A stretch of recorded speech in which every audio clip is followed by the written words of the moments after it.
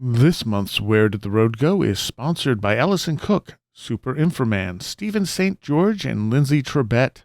And if you would like to help support the show, go to wheredidtheroadgo.com and click on the Patreon link. Transmission start. Welcome to Where Did the Road Go? Join us as we wander off the path and explore lost history, consciousness, the paranormal, unexplained mysteries, alternative thought, and much more. We are present on the web at wheredidtheroadgo.com. Now here is your host, Seriah.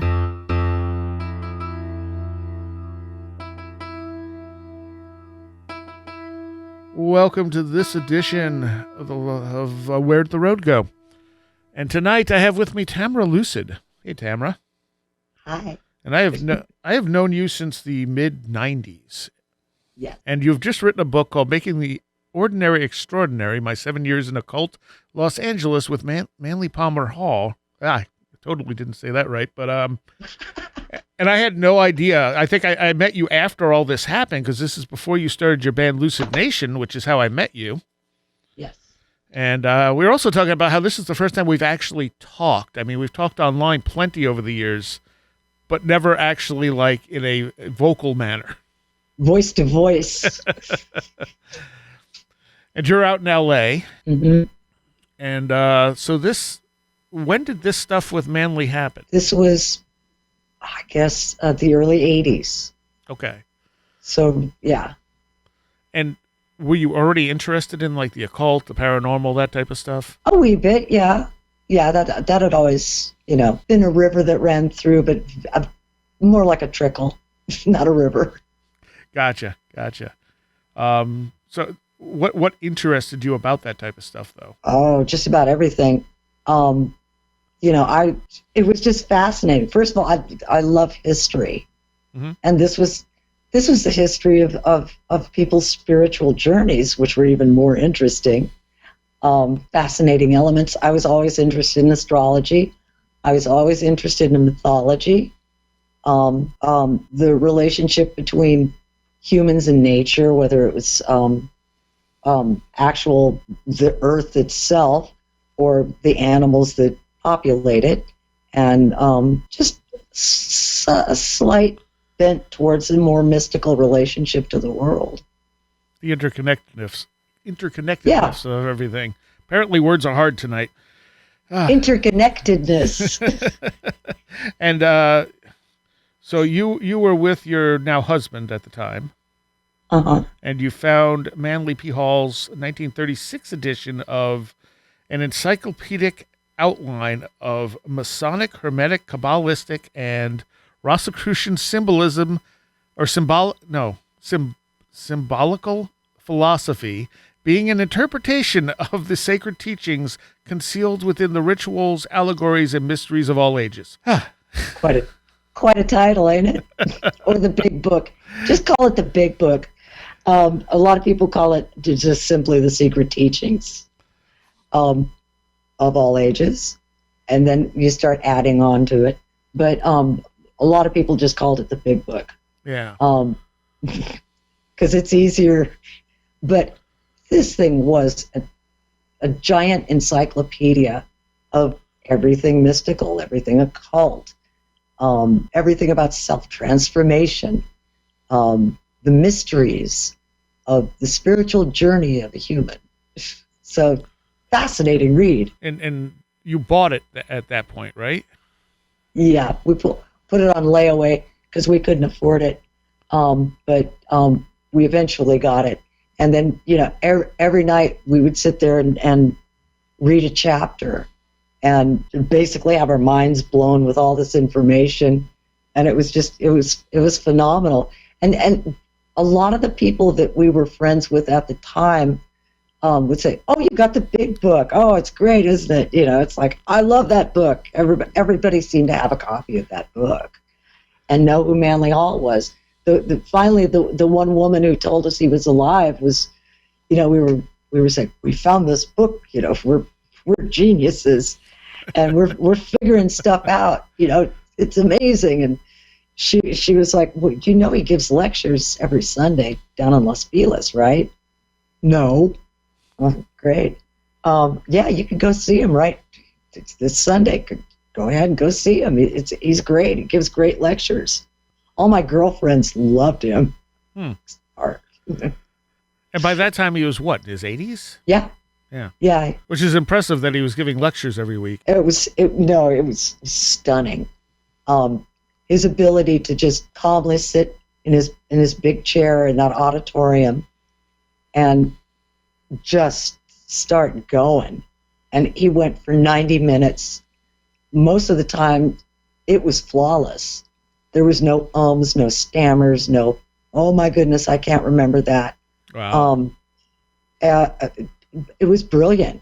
Just watching him work. That was his work. That was, I think the greatest thing he did was just simply sit down and explain to everybody what he had been reading, what he had learned, and how he interpreted it.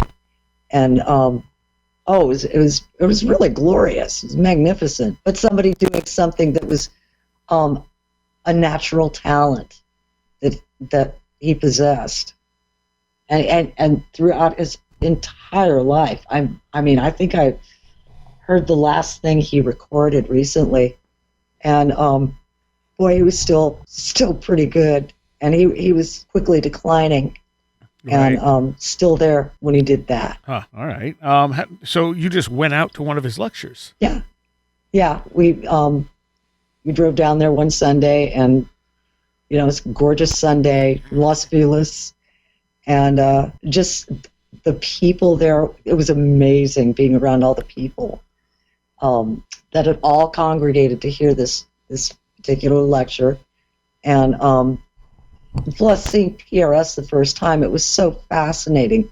The building itself, or the little collection of buildings, was awesome. Stacy Judd's architecture was Mayan revival, I think he called it. But it was beautiful. And the carved wooden doors on the library were magnificent. And, the first time you looked inside that library, it was stunning. It was a beautiful room. It was 2 stories, and it was gigantic and just filled with the most amazing books you've ever seen in your life. Yeah. And the first lecture, you said you didn't believe it was actually him. I don't know why. I mean, maybe it was the pressure. I don't know. But for some reason, I didn't think.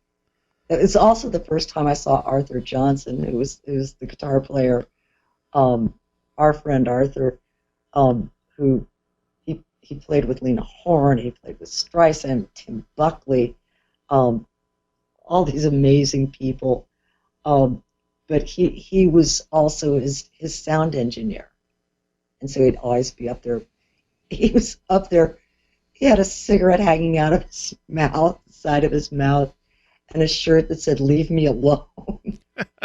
And this was a guy doing sound for Mr. Hall. And I was like, that guy's a suspicious-looking, nefarious-looking character. I don't trust him. I bet he's a musician.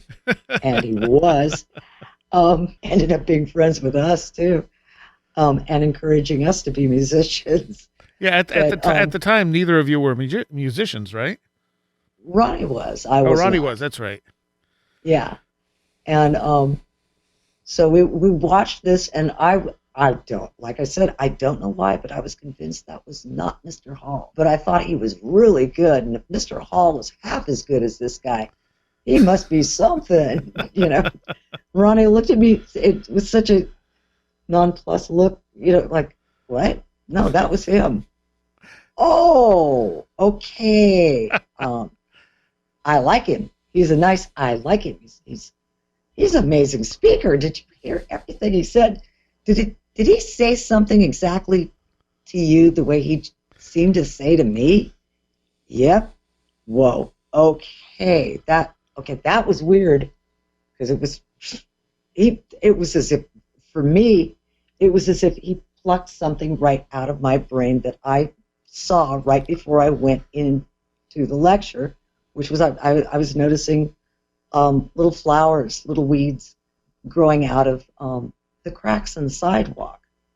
And sure enough, he mentioned how even little flowers can grow out of concrete, and this represented how the soul can blossom even under the harshest conditions. It can still grow and achieve something beautiful. So that was kind of freaky. And this same thing happened for Ronnie. And then we found out later, as we got to know people there, and we've been going to his lectures, everything, same thing always happened to them. That first, not even the first one, but multiple times when they'd been pondering something, he would say something during the lecture that just absolutely was like an arrow on target for what they were thinking. The amazing gift. One of our friends, Stephen Ross, who I mentioned in the book, said, he's channeling. I'm like, well, yeah, but he also had, I think he had a photographic memory. Okay. Because he could remember a book that he read 40 years ago, and this is at 80 plus years old. He'd say, oh, it was a book I read back in 1937, and it has a red cover, and it's called such and such, and it's page 43, second paragraph. Could you get that book for me? I want to check it and make sure I'm correct. Wow. Yeah, it was uncanny, absolutely uncanny. Huh. Especially at that age. I mean, wow. Well, it sure put aging in a different perspective for us. Yeah. Yeah.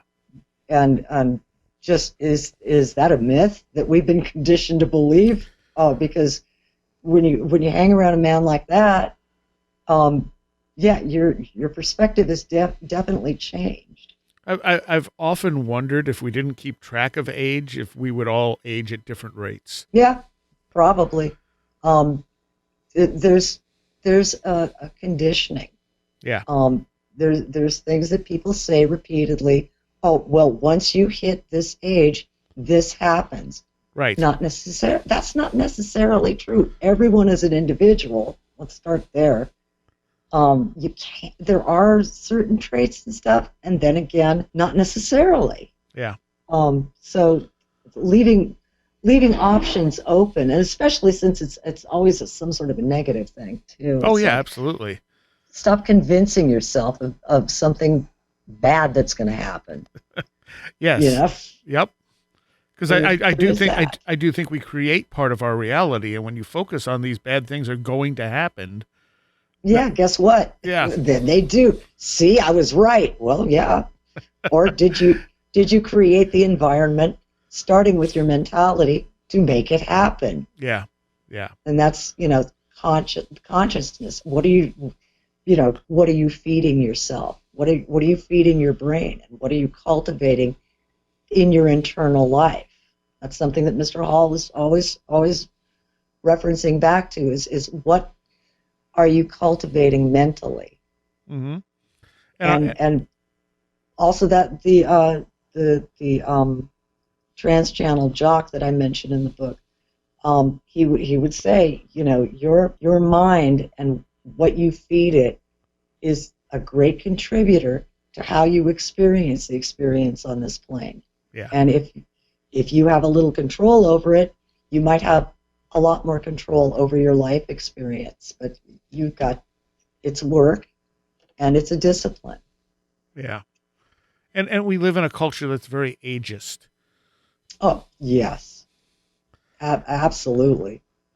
It's like let's focus everything on the young, even though they don't have the life experience. No matter how smart you are, without the life experience, that book learning and everything else isn't as valuable. Right. And focusing in on that is not necessarily the right way to go. And focusing in on that is that comes from when the boomers became teenagers, and that term was born then.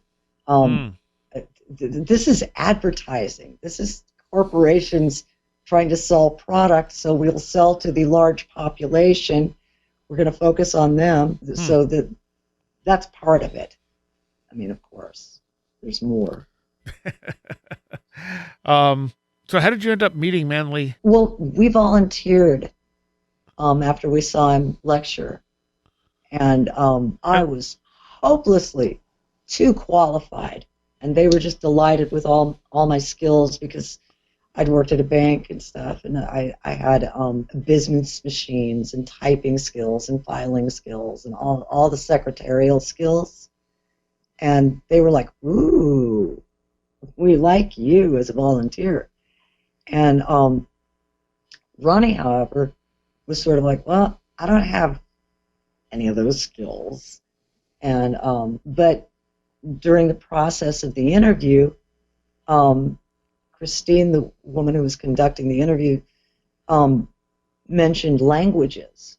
Now, I don't have languages. I barely, English is sometimes challenging for me. I know that feeling. It's just the way it is. But Ronnie had many languages. He heard many languages as he was growing up. So French, German, Russian, Polish, all these languages were a part of his life, and she was like, jotted that down. So, next day, PRS calls and says, "Hey, Tamra, those secretarial skills, we like those. Would you like to come down and we could put you to work, maybe?" Discuss it with Ronnie, and Ronnie's like, "Oh, hell no. So you're gonna go to PRS and volunteer there, and then I'm gonna be stuck taking care of the cats. This is no fun. So I was sort of, well, maybe not. Anything for Ronnie? No, not yet. And then a day or two later, she called back again, and Ronnie was like, "No, don't talk to her." And I went, "She wants to talk to you, so, here's the phone." And she said, "We'd like to, Mr. Hall would like to interview you about something, a job he has." And so we went down to the office. Well, actually, Ronnie went to the office. He got to meet Manly Hall. And that was just, like, thrilling. And Mr. Hall, the first thing he said to Ronnie was, he sounded like a cross between, like, FDR and W.C. Fields. And he says, "Well, sit down and make yourself miserable." And there was a phalanx of these women. And these were powerful women, all the women that ran PRS. They're all standing there with their arms folded. And Ronnie sat down. He's sitting there, and Mr. Hall says, "So, you speak French and German?" And Ronnie was like, "Well, I could, with a dictionary, I can muck my way through it, yeah." Nice. And he slid this huge pile of papers across his desk to Ronnie and said, "This is my bibliography, alchemical bibliography, and I'd like you to help edit it." And Ronnie was like, "I don't think I'm qualified. No, I couldn't possibly." Mr. Hall was like, "You'll be fine. Take it." And so a couple of the other ladies, including the vice president, Pat Irwin, and she walked out of the room, and she was waiting outside in the library. And as Ronnie went through the door, she plucked the biblio out of his hands and said, "I'll take that." And he was like, "Thank you. Okay, thank God. I really can't do this." And she's like, "Yeah, I know." Anyway, so thank you for coming in. And so we thought that was the end of it, right? So we go home that night. Meanwhile, I'd been shown around the office and what they wanted me to do, and the typing and stuff, and the copy machine, of course, because it's a priority in an office. Right.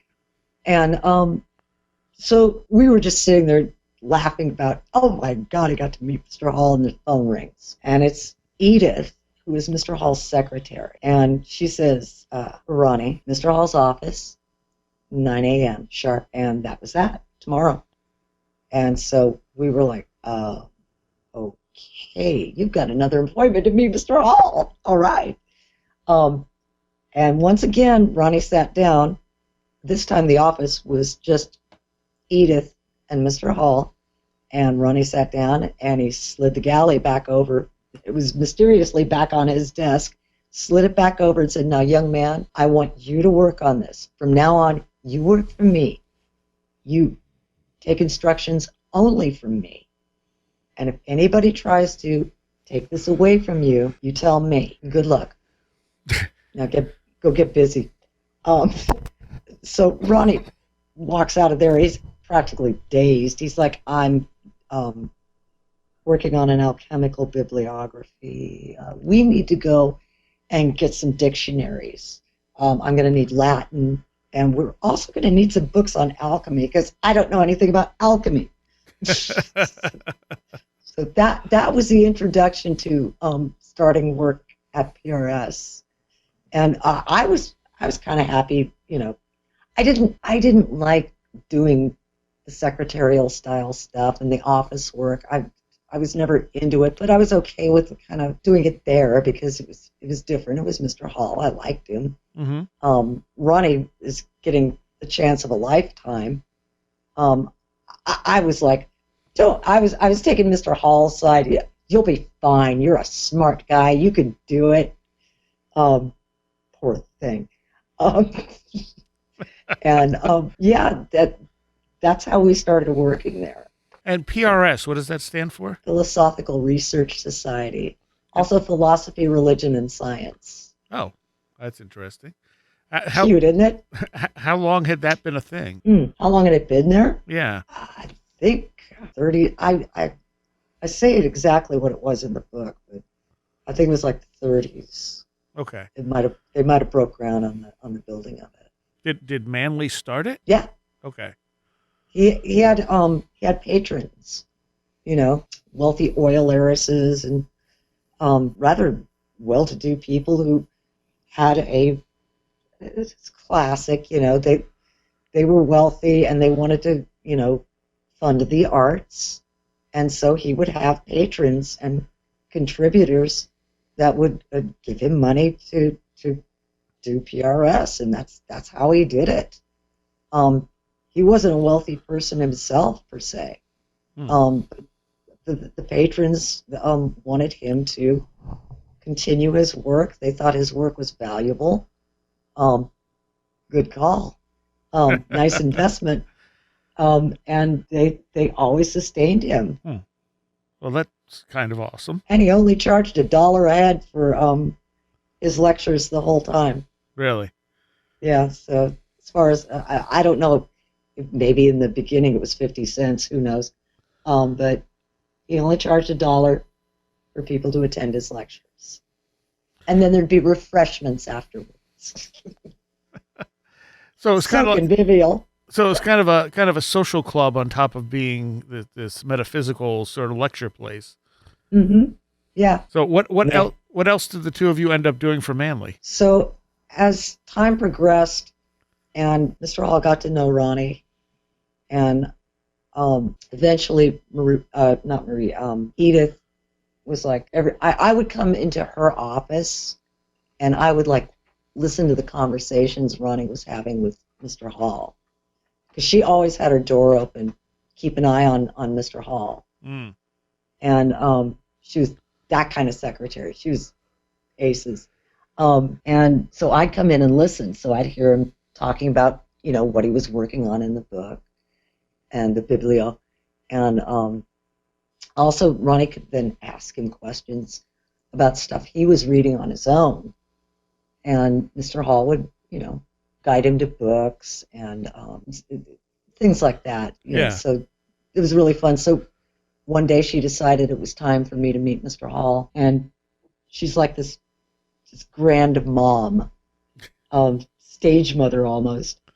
And she's like, I just remember her the first time she pushes me through the door, and she goes, "Look who's here."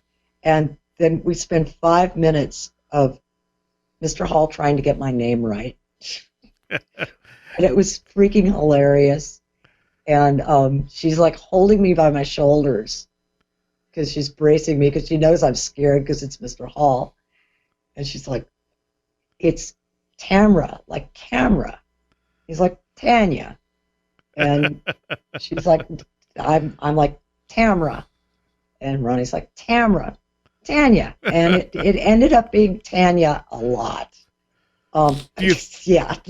Do you think he knew and was just playing with you? Maybe. He might have, It seems like it seems like he's the type of person you never knew if he was serious or not. He had a definite kind of a facetious streak. Yeah. And he tried to keep things light as much as possible, I think. That was just his way. So always telling jokes or funny stories. Like I said, just lightening up the room because people tended to be very, serious around him, and ooh, he's a big mystical dude. Yeah. Huh. I don't think he liked it. It was uncomfortable for him. Do you think there was a little bit of the trickster there too? Maybe. Could be. Did you ever ask him about how he connected with people during his talks? No, I don't think we ever asked him specifically that. When Ronnie asked him how to lecture, is it a good idea for me to lecture? When that started, all he said was, if you don't know your subject well enough to not use notes, then you shouldn't talk about that subject.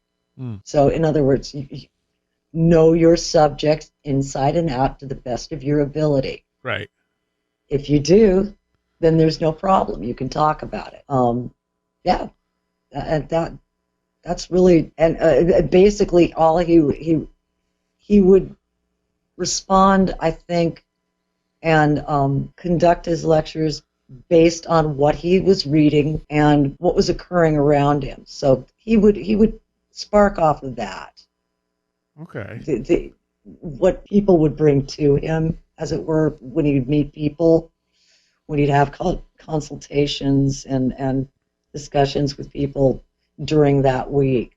I'm sure that influenced it. Right.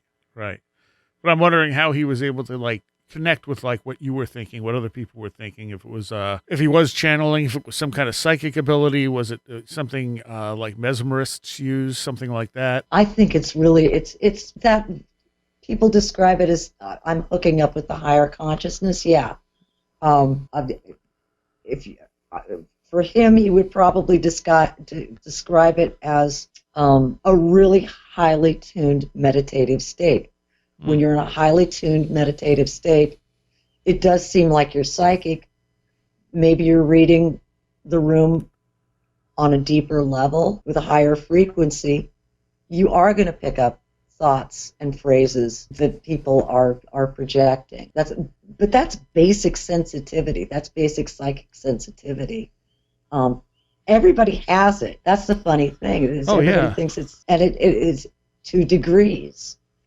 So his degree was a higher degree than, say, most normal people who don't have that kind of experience. Well, again, we're trained to ignore that type of stuff. Absolutely. Or to dismiss it as, as I referred to myself, idiots' flights of fancy. She predicted something that was going to happen, but she's an idiot. She just got lucky. I don't know. And, I internalize that. It's like, yep, how would I know? I'm an idiot, One of the notes I put down was seer of the Sun Belt. That's Ed Monroe. So Ed Monroe and Jock. Okay. So are they two separate channelers? No. Okay. Ed Monroe was the man who channeled the entity known as Jock McKinitry. Yeah. What do you want to know? Well, when you first met them, you didn't believe in channeling, right? Well, I was a little. I didn't get it.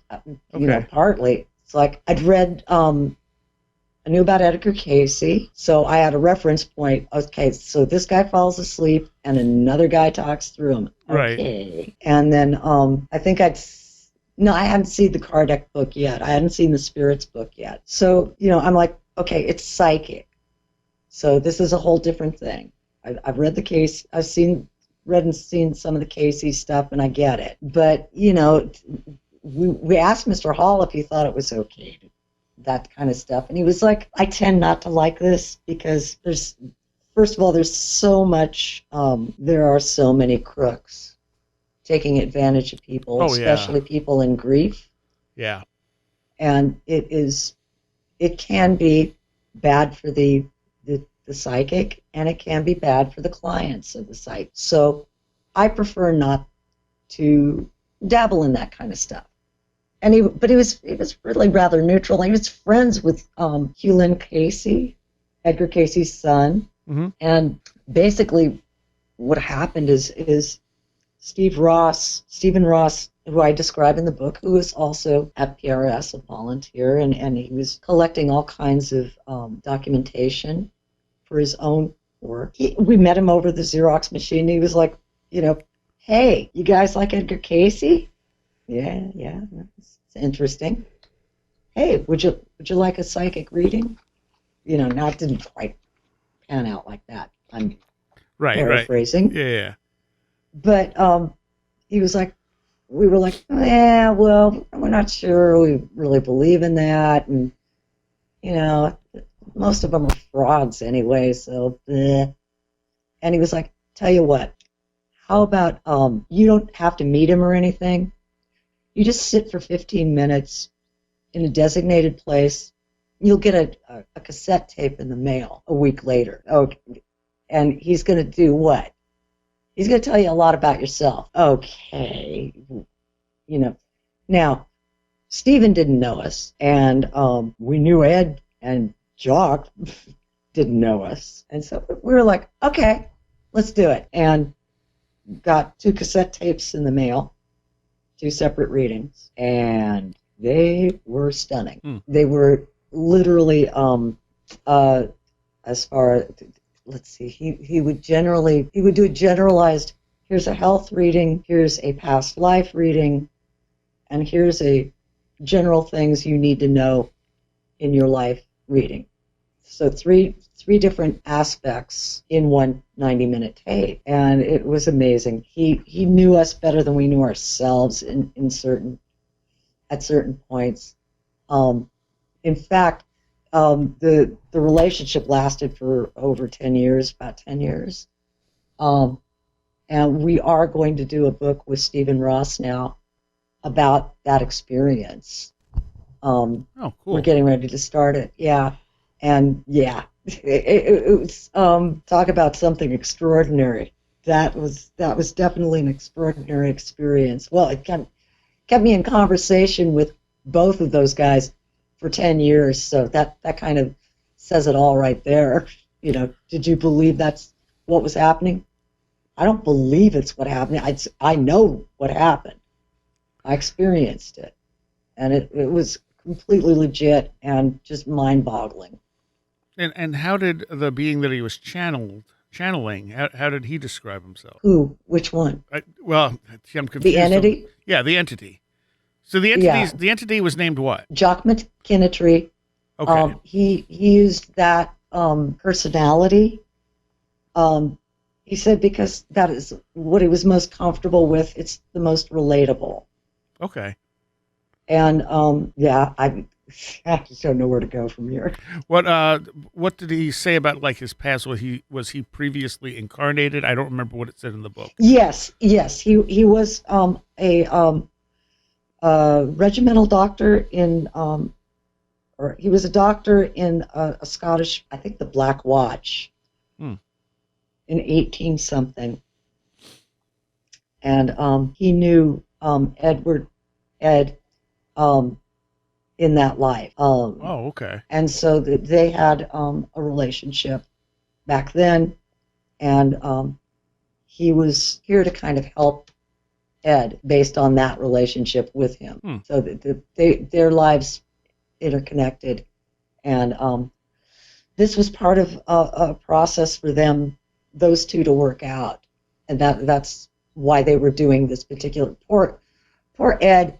He was a retired LAPD auto mechanic, and he was on a road trip because he was feeling lost, and he ended up going to a church in Sedona, Church of the Red Rock, I'm not sure, and he prayed to be of service, and boy, did he get a job. And his job was this channeling job. You want to be of service, do you? Be careful what you ask for. And so, trying to think how I'm going to phrase it. Like, I would lean toward the most channelers are charlatans.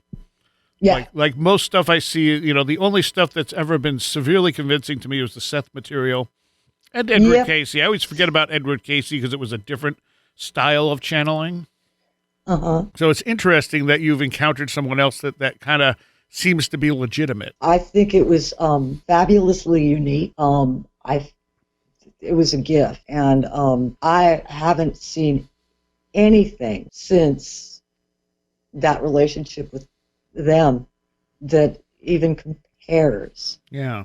And I genuinely miss those conversations. I miss both of them. They were both such amazing people, and always, at a level that is incomparable. And so yeah, I've looked, it's like I would like to have more of those conversations, but I have not had them. So does he not with any other people? Does he not channel it anymore? Oh, Ed passed away. Oh, okay. All right. So, that one's a kick in the head because, you lose two people in that event. It's like, damn, this one hurt. Yeah, I guess I hadn't thought about it that way. Yeah, it's woof. What did Manley ever interact with him? No, he declined the free reading. He wasn't that interested. I think he was fine. He was like, I don't need that kind of help, kid. Right. Right? So yeah. Let's see. What did I put down here? Oh, so at a certain point you were sort of the in-between from people coming in who wanted to talk to Manley. Like they had to go through you first. Yeah. And how did that come about? Well, as Ronnie progressed in his relationship with Mr. Hall, he started helping with going through the mail, the correspondence. This is a Mason who wants to know this, and this is a person who wants to know that. And then, of course, there were the people who wanted to meet him. A lot of the people were people with, going through trauma of some kind, of the spiritual nature. A lot of them were they were downright kooky. A lot of them, thought that he was their only hope. Right. Of survival. And he would get tons of this mail every day.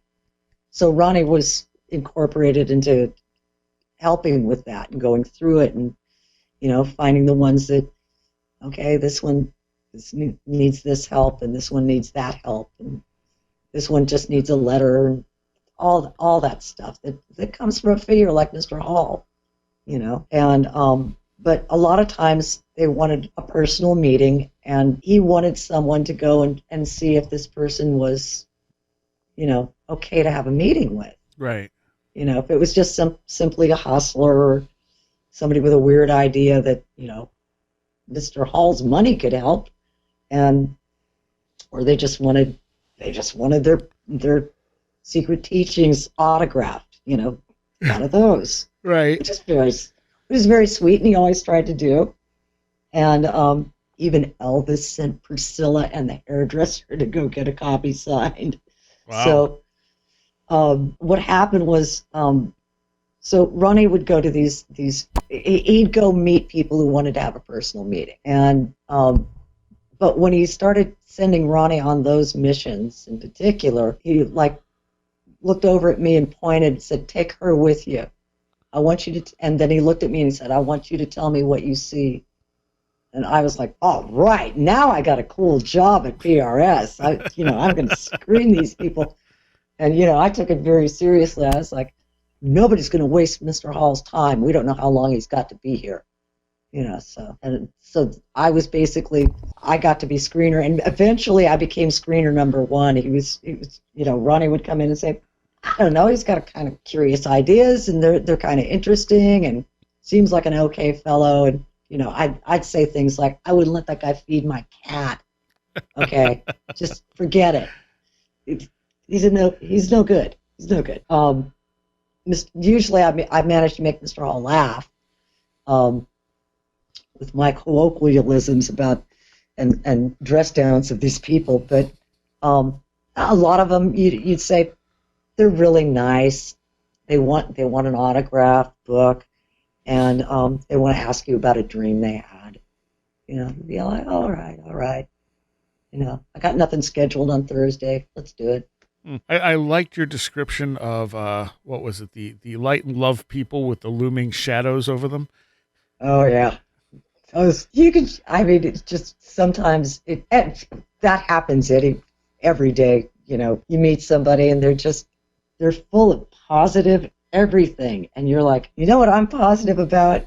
You have no idea what you're talking about. This is ridiculous. I don't even think that's a proper way of being. It's nice to keep a good attitude. Oh yeah. And try to keep it positive, but to what degree are you doing that? Yeah. Self-awareness, because are you deluding yourselves with it's all rainbows and butterflies and everybody gets along? Because it's not like that. Yeah. You monitor your positivity, Yeah, there's nothing wrong with optimism. Not at all. Although you remember Ben Franklin, I'm a pessimist because that way I can only be delightfully surprised. That's true. I think I try to find the middle ground between those things. Which is always the best, which would be something that Mr. Hall would recommend. The middle path is always the best. I always like the expression, hope for the best, but prepare for the worst. Exactly. That's, and Murphy's Law. Yes. So talk a little bit about his wife, Marie. Marie. I do a much better impersonation of Marie than I do of Mr. Hall. Marie was just, she had her own mission, and she had her own, she actually had diagrams of the cosmos and consciousness, which is kind of impressive. She had a mystical experience. It drew her to Mr. Hall and PRS, and the first time he met her, she quite haphazardly ended up at one of his lectures, and he recommended that she start studying metaphysics, and she actually moved her whole family so she could be near PRS to start studying intensively. And then she ended up getting a divorce and marrying Mr. Hall, and they both worked together a great deal on getting the word out and getting her philosophy and theories to the public. And you said her theories were very complicated. Yes, it was. I mean, she would explain her concepts of how life should be, and boy, would she explain it. She would explain a lot, and she could explain just about everything. Whatever you brought to the table, she would go, okay, I got this. And I've got a diagram for it too. And she was just, I think she was an incredible, as I always say, a lot of people who experience trauma, and she experienced trauma.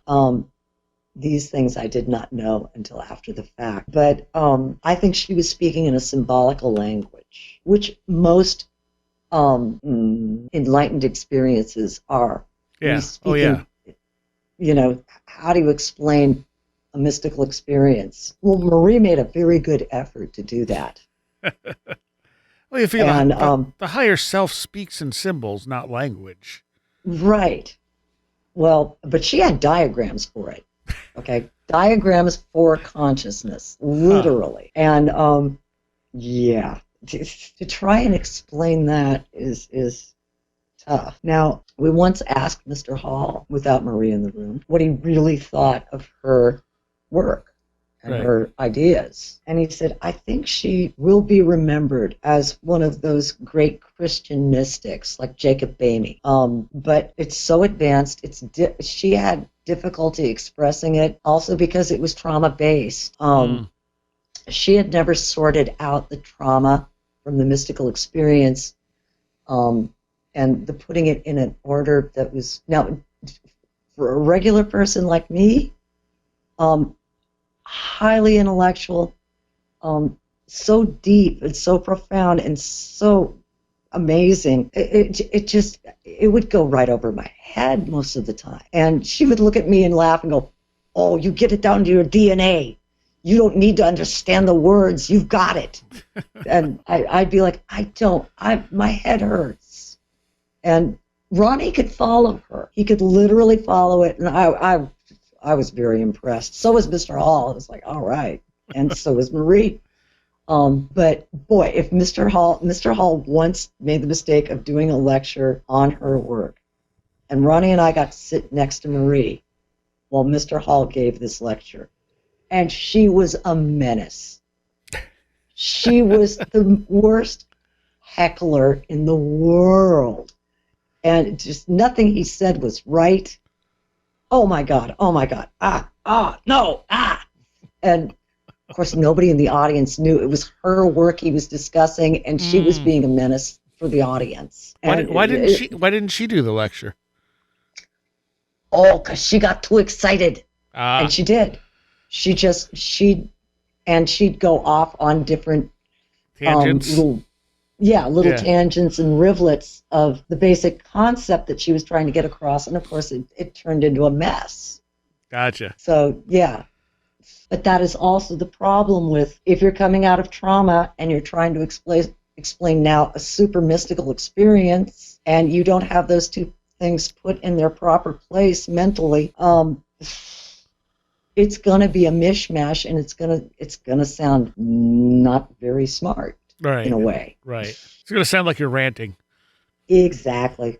Yeah. But Ronnie was able to do a lecture on her work. Yes, he was, and fortunately, she was not there.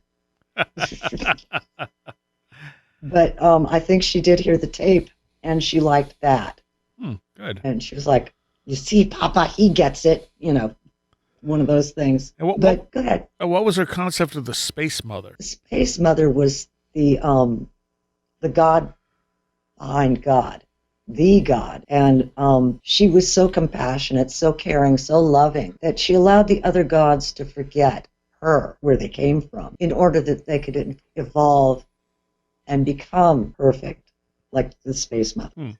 Her compassion was allowing the forgetfulness in the other gods. That's one aspect. That's interesting. It is. It's actually, a lot of people find it fascinating. One of the things, I don't think I mentioned it in the book, but there were like physicists that would come to meet her and discuss her diagrams and stuff. Really super, from the engineers from like NASA and stuff. I mean, it was just kind of ridiculous. These people that would show up and go, your work is really intense and really amazing. Nice. And people should know about this. Huh. Well, but asking me to explain it is, oh my God, no. So one of the things that they kind of pushed you into is that you and Ronnie getting married. Yeah. And how did you feel at the time, and how do you feel now about it? Well, at the time, I was just, oh no, that's not what we had in mind. We'd been around nothing but bad marriages, and saw how. Also, it was just kind of icky for us. Yeah. And we thought we were doing fine. So why would you want to do this? And yet, Marie and Mr. Hall had decided, you kids should get married. And so we were kind of, he could tell, they could both tell we were like, And so I guess he was a bit of a gambler, because he was like, okay, I'll up the ante here. We'll pick the date, Actually, we already did. You have 3 to choose from. And then they even said, Mr. Hall will perform the ceremony. We'll do it right here at the house. It'll just be really nice and quiet. It's fine. You should do this. And we thought for sure Ronnie's parents would, throw the hammer down. No. And sure enough, I don't know how he managed it. This is Mr. Hall in action, right? The parents were like, fine, do what you want. What? Yeah, we're okay with it. I kept my family away, which was just the biggest blessing of all. That made it a wonderful event. And so no mom, no brother. Excellent.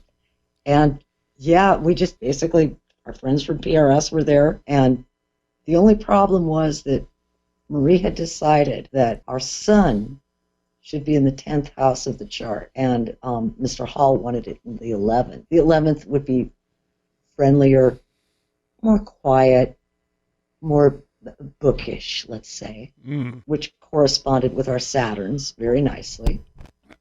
However, Marie had decided, unbeknownst to us until she started discussing it, Sun in the 10th house, because Sun in the 10th house is a much better placement for us to get her work out to the world.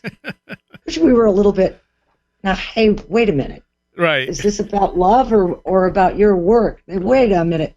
And she literally grabbed a hold of me and kept me in the house. Well, poor Mr. Hall's in those black robes, standing in the hot sun, waiting for us to show up for our own wedding. Everybody's looking around like, where's the bride? She's here, right? And Marie is physically holding me back and staring at the clock going, wait for it, wait, Sun in the 10th, Sun in the 10th. That was my wedding, Marie. And yes, the sun is in the 10th house. Thank you very much. What made you agree with it? You mean get the wedding? Yeah. Well, Manly Hall and Marie said, we'll do this for you. And Mr. Hall was like, look, I've looked at both your charts. You're fine. This is a good thing. Marriage is nice. Look at us. See, it's okay. Didn't mention, Marie left her family to marry you, Mr. Hall. But yeah, it was just, we didn't know about Bela Lugosi and the other people he had married. We were like, Manly Hall can marry us. That is pretty cool. Okay, yeah. I mean, I love you. So maybe we're just being, too narrow-minded about this, Mm-hmm. Mm-hmm. So that's how it happened. So I assume this was something that now you feel good about. Yeah, I'm okay with it. It was a fun event. So when you went into all this stuff, did you have a particular religious bend? No, I didn't care for religion at all. I distinctly remember being 5 years old. I'd gone to Sunday school and stuff, my mom. Mm-hmm. But at 5 years old, I walked into the proper church where I was going to Sunday school, and I was like, I don't like this. I don't like this place. I don't like anything about it. I just really don't like it. And I never went back. I don't want to go. And I always felt like a Orthodox religion, conventional religious ways were oppressive, and it felt threatening and abusive. That was just, like I said, 5 years old. Yeah. So what a Capricorn kid, right? I don't approve of this. Oh, well, thank you. And your family was very religious, weren't they? Nah. Oh, they weren't. No. Okay. Oh God, no. My mother, as people get older, she went to the church because that was, social for her. And I guess she was making sure that just in case. Right. So got to make sure, but, yeah. Where Did the Road Go is supported primarily through support of its Patreons. And I want to take a moment here to thank all of my Patreons, because without you, this show wouldn't be what it is. And I want to give a shout out to those Patreons pledging $10 or more. Allison Cook, Super Inframan, Stephen St. George, Leanne Cherry, Andrew Nichols, Matthew Sproul, Christine, a blue second-gen MR2 drifting around a Japanese mountain, Patricia Gayaquinta, Alex Whitcomb, American Rambler, Andrew Maines, Barbara Fisher, Beverly Williamson, Big Boy Limina, Charles Davis, Charles in Florida, Land of the Crazy and Communicable, Chris Ernst, Chris Johnson, Craig Cisternos, Craig Parmenter, Crystal Ann Compton, David Moore, Diane B., Duffy Dowder, Edu Camahort, MTK, Eric Citron, Eric Todd, J. Otto Bullitt, James Lattimore, Joanna Rojas, John Bracken, Carla Mahoney, Kevin Schreck, Christine L., Laser Printer Jam, Linz Jackson K., Luke Osborne, Jim and Sophie, Mark Bowley, Mark Brady, Matt in Delaware, Patricia W., Paul Jeffries, Ray Benedetto, Riker and Stark, Roger Gonzalez, Sam Sharon, Stone Wilderness, Tactical Therapist, Taylor Bell,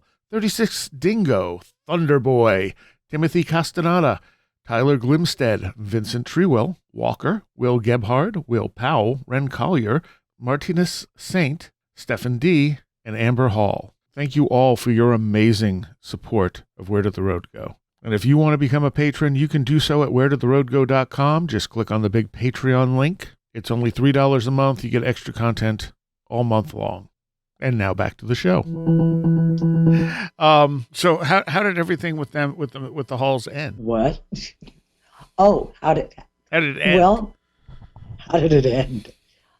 We had one of our it was someone wanted to meet Mr. Hall, and he was apparently some big swami, and he had a major following, and it was very well established, and he wanted to have a meeting with Mr. Hall. And so we went to see one of his events and possibly meet him.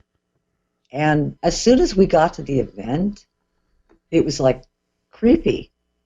The people that were coordinating the event, all the people parking the cars, people manning it was a big Quonset hut in the middle of an empty field, and they all dressed alike. And the men and the women, they were almost indistinguishable gender, like eunuchs or something. Yeah. And they were just robotic and stiff, and it was looking kind of cultish. And then we're sitting. When we first arrived, the lady who finds out that we're from PRS wants to put us right up in front. And we were like, well, we have time constraints. We might have to leave early. And she was very disapproving. And she was so mean and disapproving of our not wanting to stay forever. And so we sat in the back. And as this guy he comes out and he starts talking. Now, there are a lot of really nice cars in the parking lot. So this man is really bringing in money. And it looks like very lucrative. And it's stuffed with people. There's a lot of people, normals, apparently, sort of normals. And then, of course, his cult members, his disciples, let's call them to be generous. Right. And so he sits there for what seems like ages. It's just dreadfully uncomfortable. And everybody's sitting there, I guess, just basking in the glory of his presence and feeling the vibe, which I was not feeling at all. And suddenly this little bird comes hopping in, this little scrub jay, and he squawks and then flies away. And now everybody's turning around and they don't even smile about it, but they look at their master up there as if this master, his presence is so holy that this tiny innocent bird has come in to just say hello because it's just so wonderful to be around Guru. Now, I admit I'm a bit of a cynical person, but I was like, that bird has been trained. Right. That bird was expecting his treat. His treat wasn't, I know scrub jays, and he didn't get his treat, so he squawked and he took off. Scrub jay. But boy, and like I said, they were basking in the glory of his presence. And and he started talking, and he had an interpreter there. And what he was saying, he was scolding everybody and telling them how bad they are, and particularly their, let's call it, their indiscretions with sexuality. And basically, he was talking like a mom talking about teenagers these days. They are just out of control. And I could not see a common reference point between him and Mr. Hall at all. Right. And I didn't like the man's work. And so Ronnie, almost like reading my mind, I'm like, I want out of this place now. Ronnie turns and says, let's go. And so we get up and we start to leave. And that woman got up and blocked the door for our exit. Wow. And she's, where are you going? We have to leave. Why? Because I have other appointments. And Ronnie finally had to say, Ronnie figured out, I'll say something she can understand. My guru is calling me.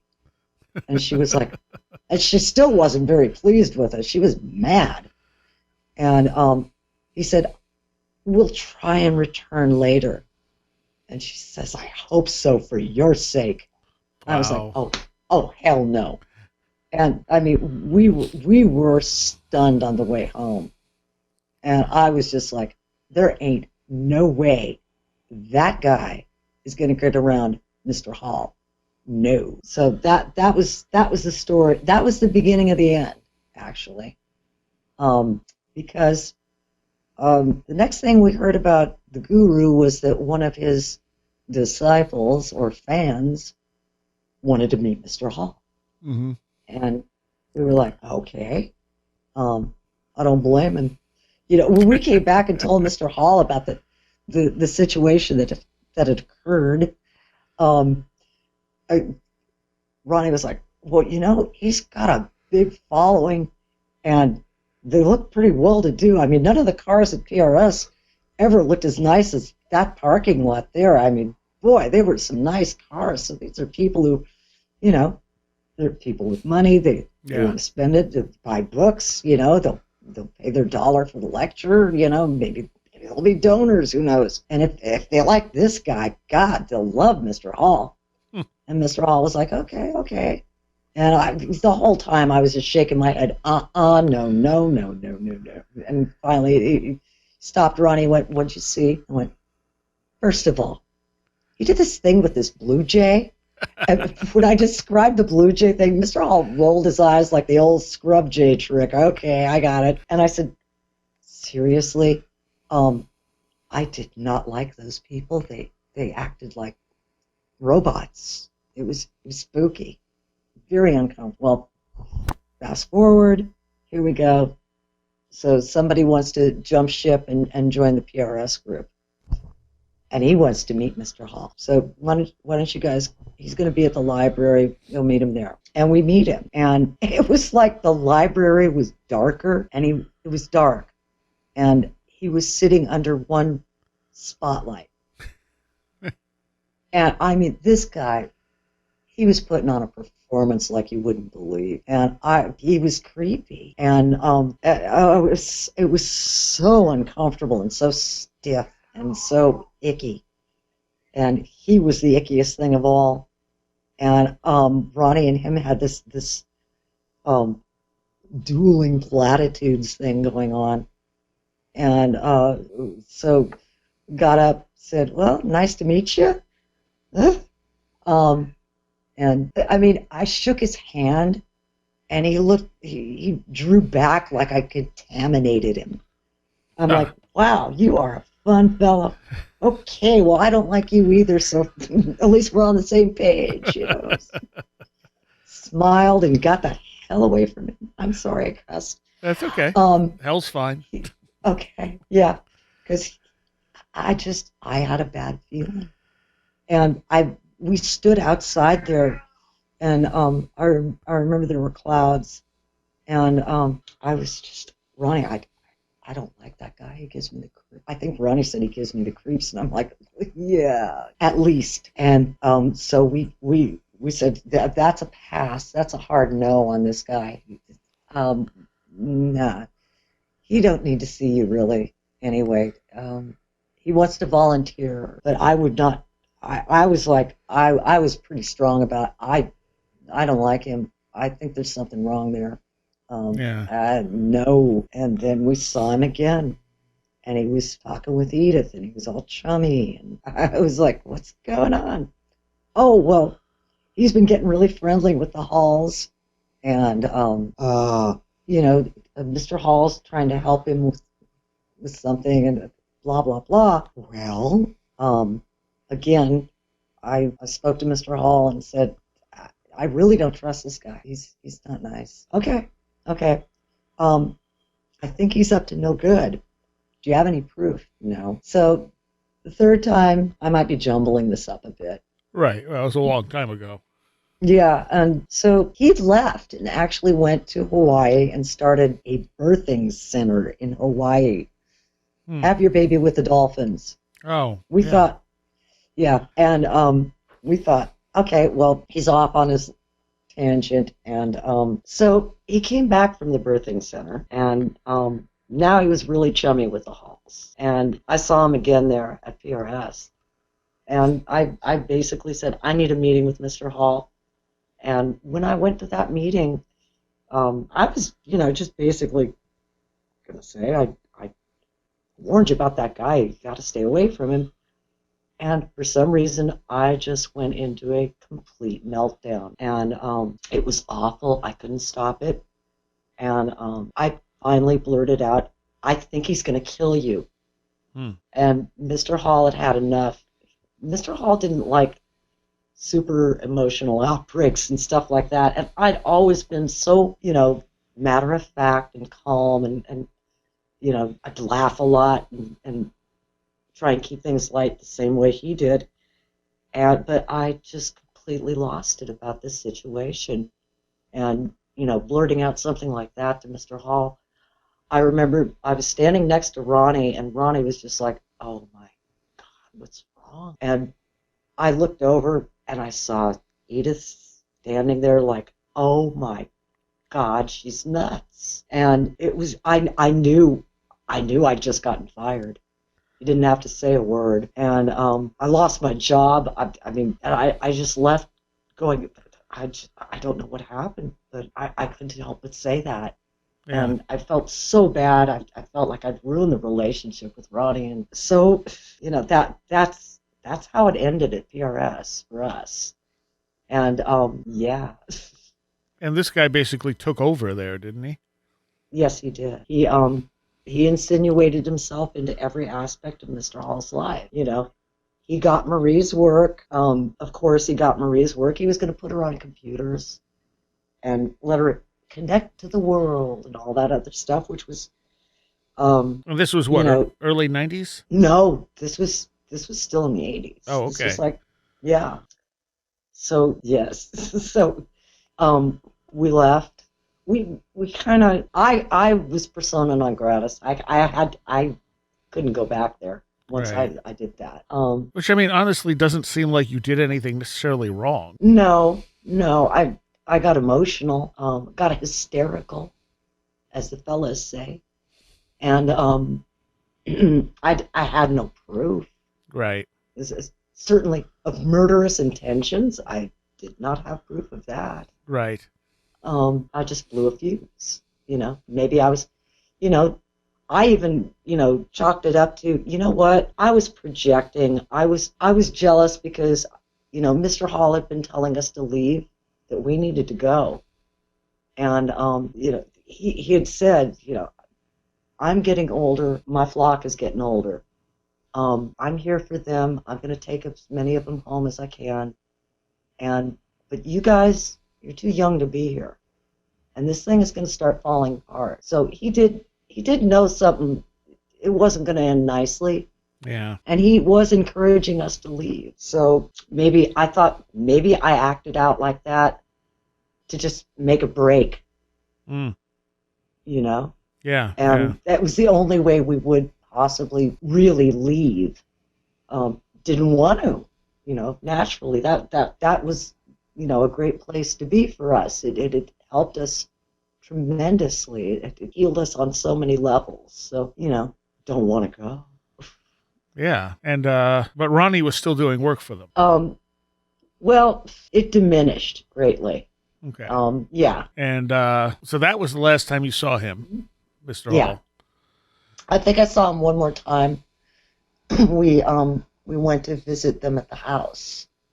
And when we did, Fritz was there.